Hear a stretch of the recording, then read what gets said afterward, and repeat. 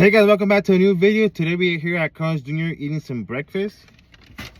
We normally get their burgers, but today we're gonna have their breakfast. We have the breakfast burrito. It's 2 for $5.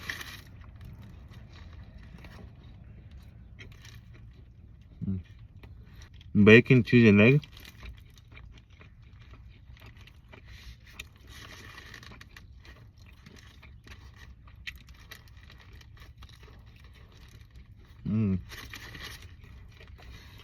First bite was mostly tortilla. Down here is pretty good. Good flavor.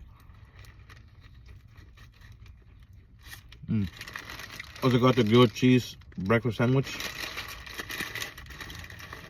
Also part of the 2 for $5.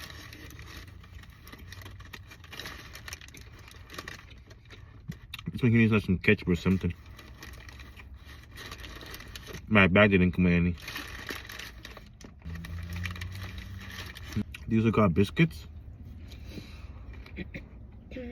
Probably a 2 for $5. Wash it all down.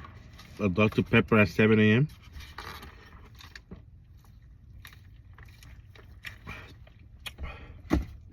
Can't go wrong.